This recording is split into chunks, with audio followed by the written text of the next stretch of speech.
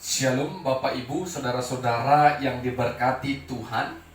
Sebelum kita mendengarkan kebenaran firman Tuhan, mari kita berdoa. Bapa di sorga, terima kasih kami ucapkan kepadamu ya Tuhan. Kami bersyukur karena kasih-Mu. Kami boleh bertemu dengan sapaan kebenaran firman Tuhan pada saat ini. Ketika kami mendengarkan firman-Mu, Roh-Mu yang menolong kami untuk dapat mengerti, memahami, terlebih kami melakukan firman-Mu. Dalam nama Yesus kami berdoa dan bersyukur kepada Tuhan. Amin. Bapak Ibu Saudara-saudara yang diberkati Tuhan, firman Tuhan bagi kita pada saat ini dari Lukas pasal 15 ayat pertama sampai ayatnya yang ke-10. Lukas pasal 15 ayat pertama sampai ayatnya yang ke-10. Kami akan membacakan firman Tuhan bagi kita. Demikianlah firman-Nya.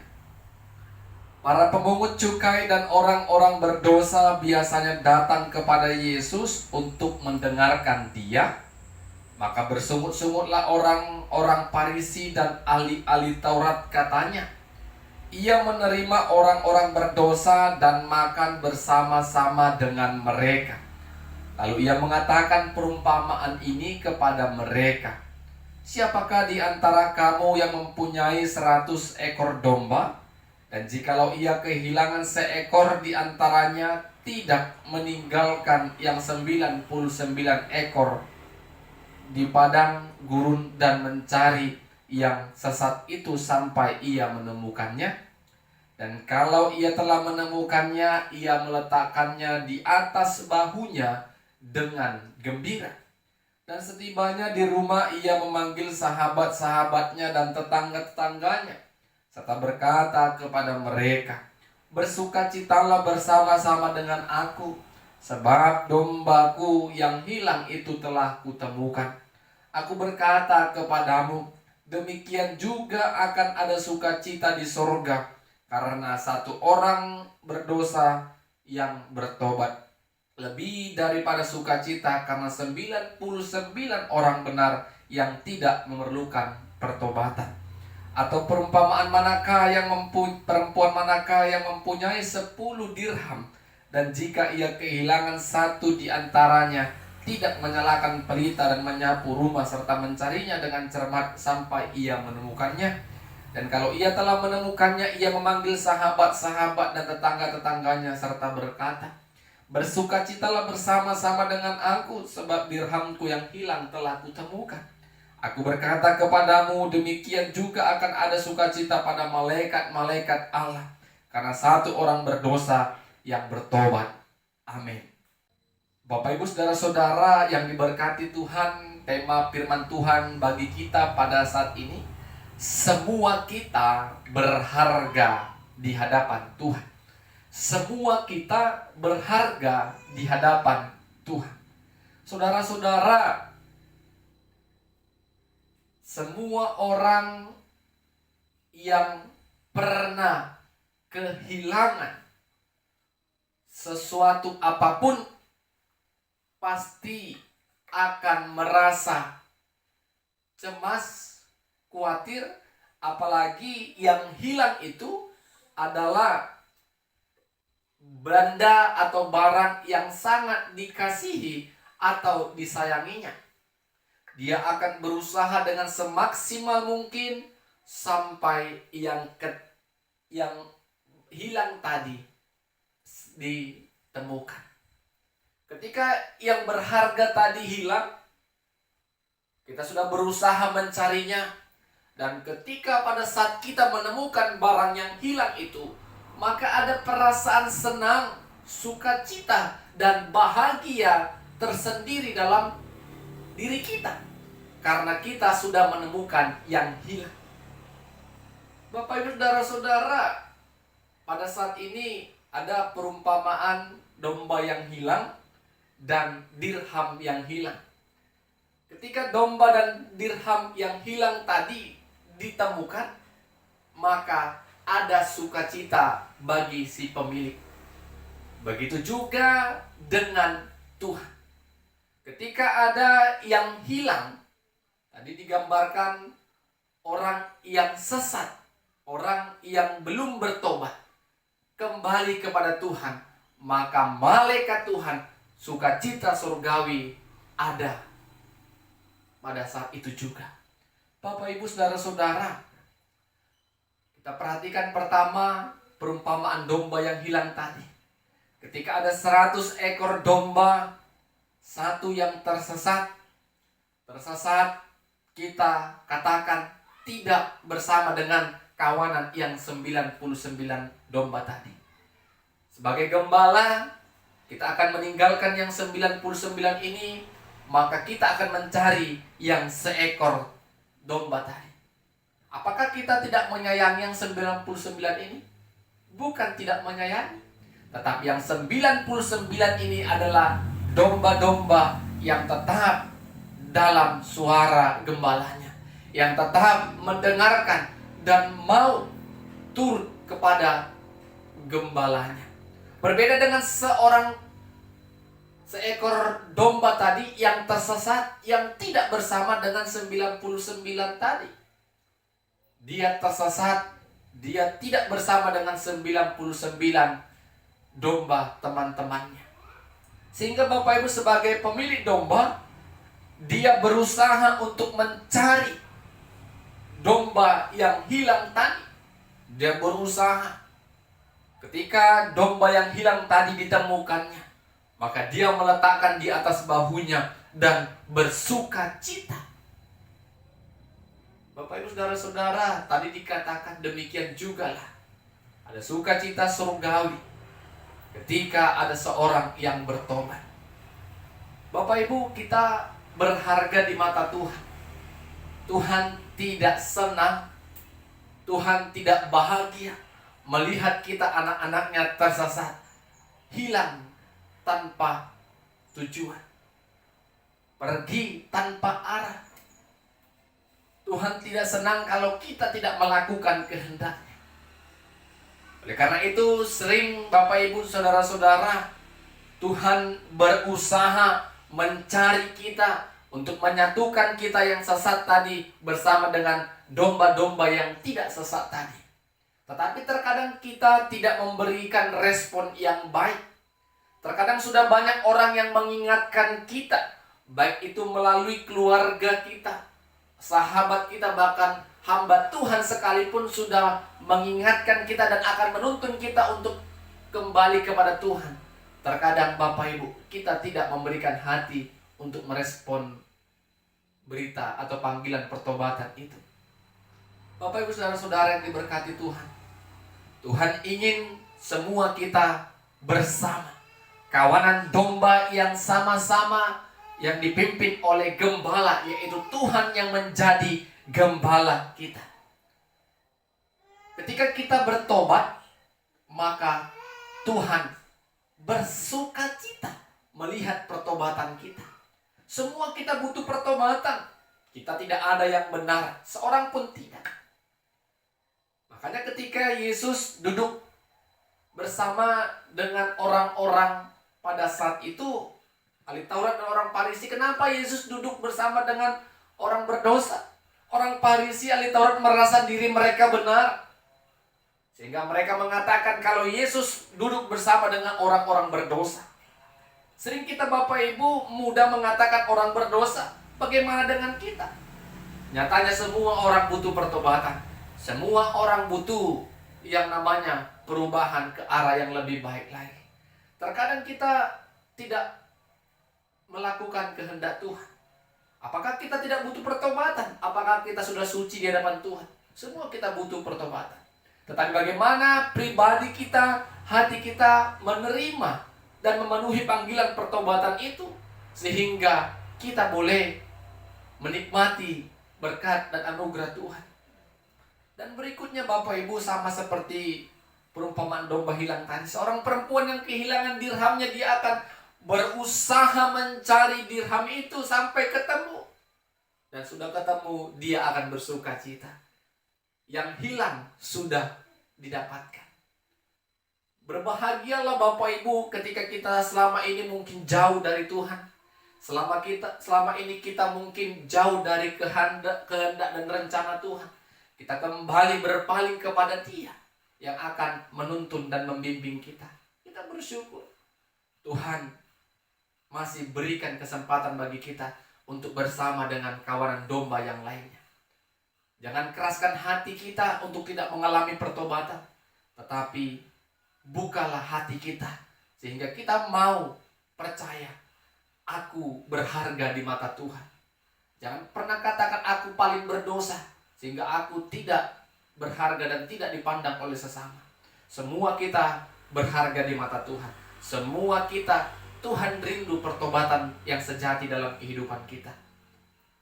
Bapak Ibu saudara-saudara yang diberkati Tuhan, mari dengan anugerah Tuhan kita mau katakan, aku berharga di mata Tuhan, sehingga ada niat, kemauan bagi kita untuk mengalami perubahan dan pertobatan di dalam Tuhan. Amin, kita berdoa. Tuhan, terima kasih buat kasih-Mu, kami telah mendengarkan firman-Mu ya Tuhan. Ajari kami untuk melakukan kebenaran firman-Mu melalui pertolongan Roh-Mu yang kudus. Dalam nama Yesus kami berdoa dan bersyukur kepada Tuhan. Amin. Shalom, Tuhan Yesus memberkati kita semua. Shalom, saudara-saudara, Bapak Ibu yang diberkati Tuhan. Sebelum kita mendengarkan firman Tuhan, namun sebelumnya kita satukan hati kita bersatu di dalam doa. Segala puji syukur, hormat, kemuliaan kami panjatkan kehadirat-Mu ya Tuhan. Kami tetap merasakan kasih dan kemurahan Tuhan dalam kehidupan kami. Sebentar kami akan menikmati berkat Tuhan lewat firman-Mu yang akan kami dengarkan dan akan kami perdengarkan ya Tuhan. Berkati hati dan pikiran kami dengan kuat kuasa Roh-Mu ya Tuhan, sehingga hati dan pikiran kami tertuju kepada Tuhan. Dalam nama Yesus kami berdoa dan bersyukur kepada Tuhan. Amin. Bapak Ibu saudara-saudara yang diberkati Tuhan, firman Tuhan bagi kita pada saat ini dari Lukas pasal 16 ayat pertama sampai ayatnya yang ke-13. Lukas pasal 16 ayat pertama sampai ayat yang ke-13. Kami akan membacakan firman Tuhan bagi kita. Demikianlah firman-Nya. Dan Yesus berkata kepada murid-muridnya, ada seorang kaya yang mempunyai seorang bendahara. Kepadanya disampaikan tuduhan bahwa bendahara itu menghamburkan miliknya. Lalu ia memanggil bendahara itu dan berkata kepadanya, apakah yang kudengar tentang engkau? Berilah pertanggungjawab atas urusanmu, sebab engkau tidak boleh lagi bekerja sebagai bendahara. Kata bendahara itu dalam hatinya, apakah yang harus aku perbuat? Tuanku memecat aku dari jabatanku sebagai bendahara. Mencangkul aku tidak dapat, mengemis aku malu. Aku tahu apa yang akan kuperbuat, supaya apabila aku dipecat dari jabatanku sebagai bendahara, ada orang yang akan menampung aku di rumah mereka. Lalu ia memanggil seorang demi seorang yang berhutang kepada tuannya. Katanya kepada yang pertama, berapakah hutangmu kepada tuanku? Jawab orang itu 100 tempayan minyak. Lalu katanya kepada orang itu, inilah surat hutangmu. Duduklah dan buat surat hutang lain sekarang juga, 50 tempayan. Kemudian ia berkata kepada yang kedua, dan berapakah hutangmu? Jawab orang itu, 100 pikul gandum. Katanya kepada orang itu, inilah surat hutangmu, buatlah surat hutang lain, 80 pikul. Lalu tuan itu memuji bendahara yang tidak jujur itu, karena ia telah bertindak dengan cerdik. Sebab anak-anak dunia ini lebih cerdik terhadap sesamanya daripada anak-anak terang. Dan aku berkata kepadamu, ikatlah persahabatan dengan Mamon, dengan mempergunakan Mamon yang tidak jujur, supaya jika Mamon itu tidak dapat menolong lagi, kamu diterima di dalam kemah abadi. Barang siapa setia dalam perkara-perkara kecil, ia setia juga dalam perkara-perkara besar. Dan barang siapa tidak benar dalam perkara-perkara kecil, ia tidak benar juga dalam perkara-perkara besar. Jadi jikalau kamu tidak setia dalam hal Mamon yang tidak jujur, siapakah yang akan mempercayakan kepadamu harta yang sesungguhnya? Dan jikalau kamu tidak setia dalam harta orang lain, siapakah yang akan menyerahkan hartamu sendiri kepadamu? Seorang hamba tidak dapat mengabdi kepada dua tuan, karena jika demikian ia akan membenci yang seorang dan mengasihi yang lain, atau ia akan setia kepada seorang dan tidak mengindahkan yang lain, kamu tidak dapat mengabdi kepada Allah dan kepada Mammon. Amin. Bapak Ibu saudara-saudara yang diberkati Tuhan, tema firman Tuhan bagi kita pada saat ini, kita akan mempertanggungjawabkan hidup kepada Tuhan. Kita akan mempertanggungjawabkan hidup kepada Tuhan. Ketika seseorang pemimpin yang dipercayakan oleh masyarakat atau orang-orang yang dipimpin, maka pemimpin yang baik, pemimpin yang takut Tuhan akan semaksimal mungkin mempertanggungjawabkan seluruh pekerjaan yang telah dipercayakan kepada pemimpin tadi. Karena ketika kita tidak mempertanggungjawabkan kepada orang yang memilih kita, adanya kurang rasa percaya. Sehingga ketika kita mungkin kelak mengharapkan dukungan mereka, mereka tidak lagi memberikan dukungan kepada kita. Karena kita tidak berhasil mempertanggungjawabkan kinerja dan pekerjaan yang seharusnya kita kerjakan untuk mereka. Bapak Ibu saudara-saudara, pertanggungjawaban itu penting. Kita bertanggung jawab kepada manusia, kita mempertanggungjawabkan juga terlebih kepada Tuhan. Bapak Ibu saudara-saudara, mulai kita lahir sampai kita dewasa, bahkan sampai kita dipanggil oleh Tuhan, semuanya itu ketika kita masuk dalam masa penghakiman, kita akan mempertanggungjawabkan segala hal yang kita lakukan.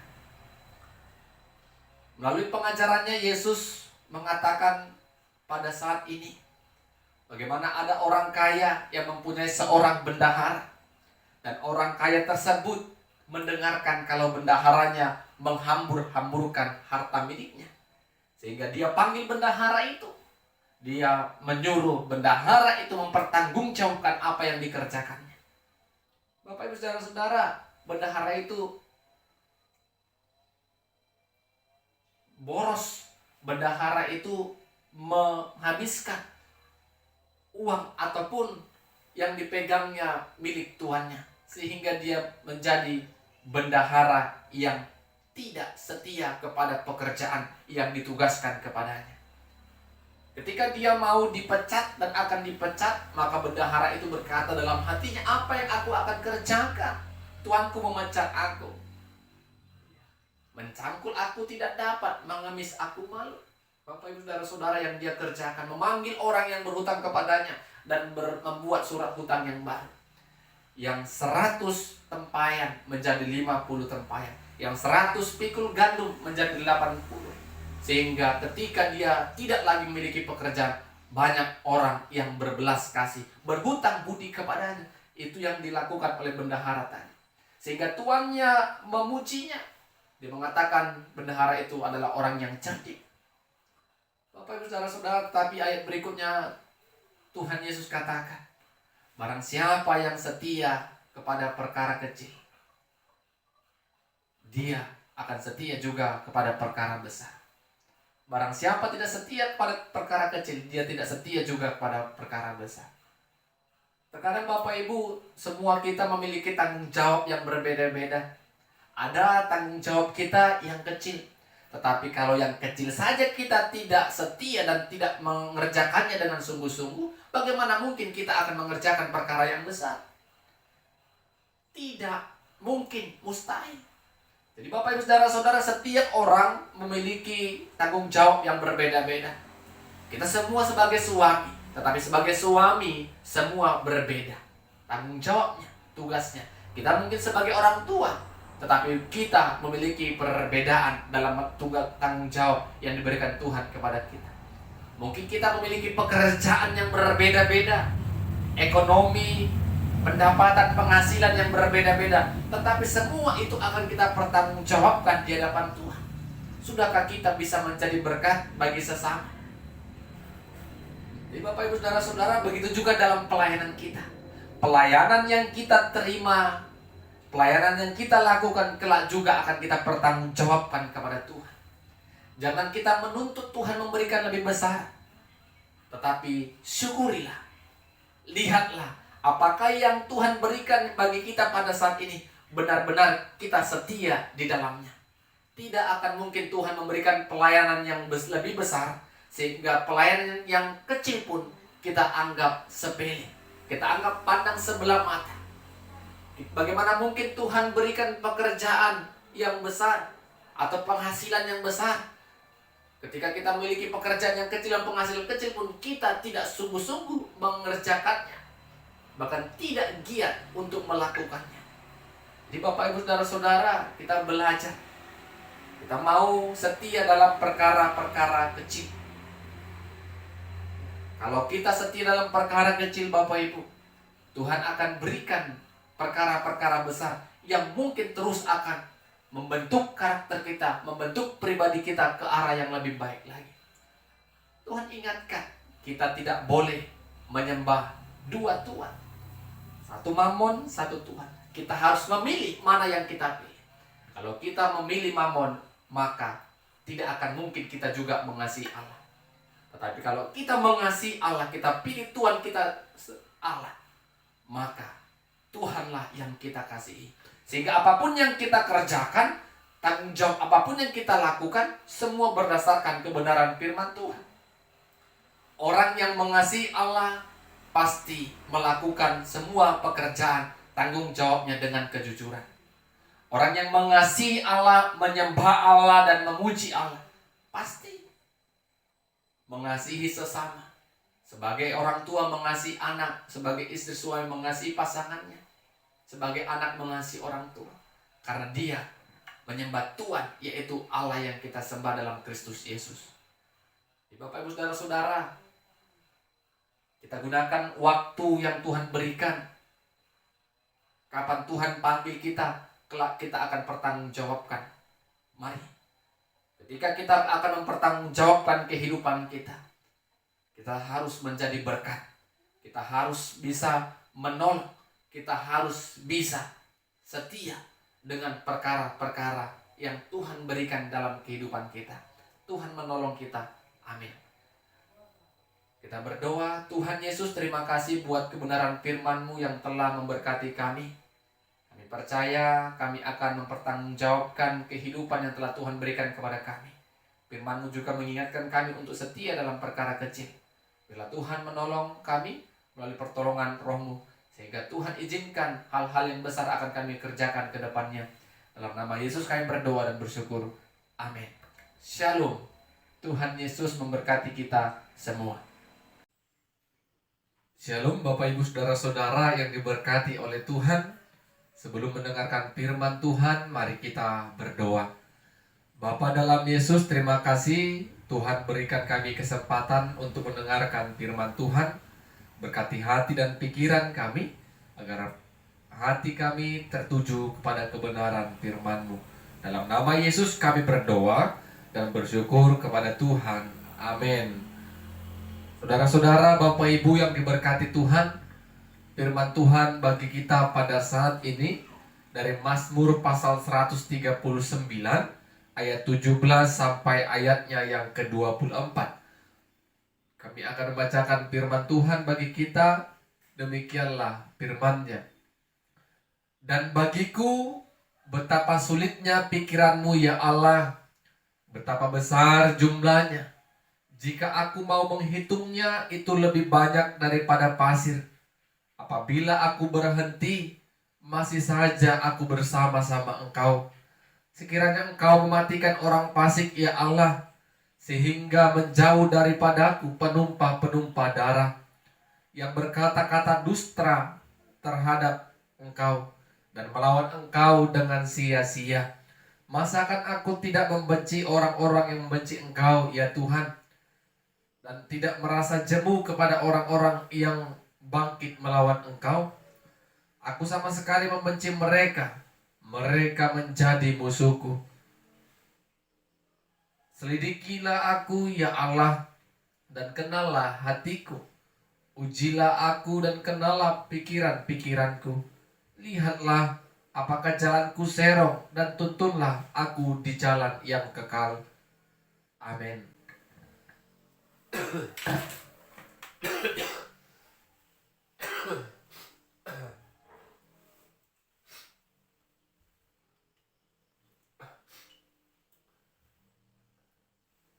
Bapak Ibu saudara-saudara yang diberkati Tuhan, tema firman Tuhan bagi kita pada saat ini, di hadapan Allah tidak ada yang tersembunyi. Di hadapan Allah tidak ada yang tersembunyi. Bapak Ibu saudara-saudara, pada umumnya sebagai manusia yang biasa, kita sering melakukan kesalahan-kesalahan, baik itu kesalahan kepada Tuhan, baik itu kesalahan kepada sesama manusia. Tetapi kita sering berusaha dengan semaksimal mungkin agar kesalahan maupun dosa yang kita lakukan tidak diketahui oleh sesama kita manusia. Tetapi sehebat-hebatnya kita menutup-nutupi kesalahan kita, kelak di kemudian hari kesalahan ataupun dosa yang kita kerjakan akan muncul ke permukaan. Begitu juga kepada Tuhan. Ketika kita melakukan kesalahan, dosa, maka semua itu terlihat jelas dengan Tuhan. Karena Tuhan adalah Allah yang Maha Mengetahui. Allah mengetahui sekecil apapun dosa, perbuatan kesalahan yang kita lakukan. Sehingga bagi Tuhan tidak ada yang tersembunyi. Semua terlihat dengan jelas. Bapak Ibu saudara-saudara yang diberkati Tuhan,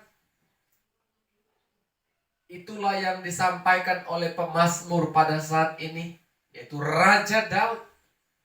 Raja Daud mengakui kemahatauan Allah. Segala pikiran, perkataan yang mau dia ucapkan, tindakannya, semua Tuhan tahu. Bahkan pemazmur katakan, mulai dari kandungan ibunya, Allah telah menenunnya. Allah telah mengenalnya. Mulai dia di kandungan ibunya bakal anak. Itu menunjukkan bahwasanya pemazmur menyadari Allah mengetahui segala aspek kehidupannya. Pikiran, tindakan, dan perkataannya semua diketahui oleh Tuhan. Dimanapun pemazmur berada, Allah hadir. Kehadiran Allah dalam kehidupannya dirasakan oleh pemazmur. Jadi ketika dia melakukan kesalahan dan dosa, dia tahu kalau yang dilakukannya tidak berkenan di hadapan Tuhan. Bapak Ibu saudara-saudara yang diberkati oleh Tuhan, pemazmur berani mengaku kepada Tuhan dengan mengatakan, selidikilah aku ya Tuhan, lihatlah aku. Apakah aku berjalan di jalan yang serong? Tuntunlah aku di jalan yang kekal. Bapak Ibu saudara-saudara, ini pengakuan dari pemazmur. Pemazmur rindu Tuhan tetap memperhatikannya. Apakah hidupnya berjalan di jalan yang tidak benar? Dan dia berharap Tuhan yang menuntunnya di jalan yang benar. Bagaimana dengan kita, Bapak Ibu saudara-saudara yang diberkati Tuhan? Apakah kita mau menyadari segala perbuatan kita? Apakah kita mau Tuhan mengoreksi kita?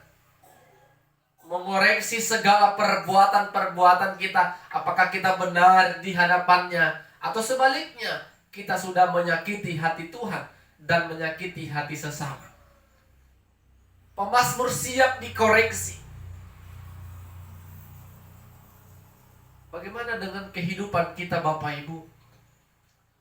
Dalam rumah tangga, keluarga, pelayanan, bersahabat maupun bersosial bermasyarakat.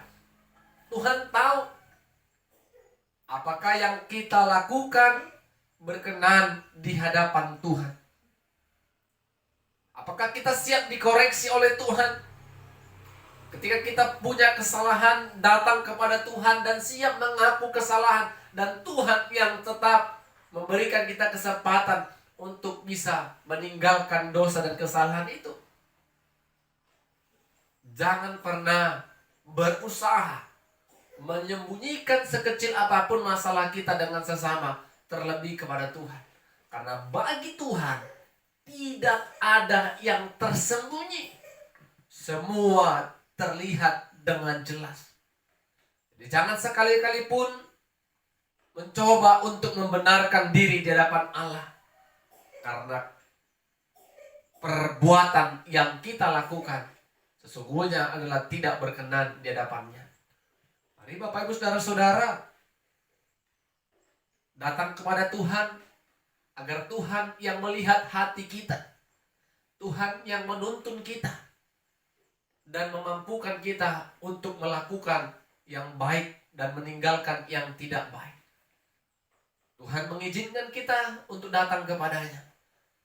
Kalau kita berikan kesempatan bagi Tuhan untuk mengoreksi kita, kita siap dikoreksi agar kehidupan kita semakin baik di hadapan Tuhan. Amin. Kita berdoa. Firman-Mu mengingatkan kami kembali ya Tuhan, bagaimana bagi Tuhan tidak ada yang tersembunyi. Segala perbuatan, segala kesalahan yang kami lakukan dalam kehidupan kami, biarlah Tuhan yang menuntun dan menolong kami untuk melakukan kebenaran firman-Mu. Dalam nama Yesus kami berdoa dan bersyukur. Amin. Shalom. Tuhan Yesus memberkati kita semua.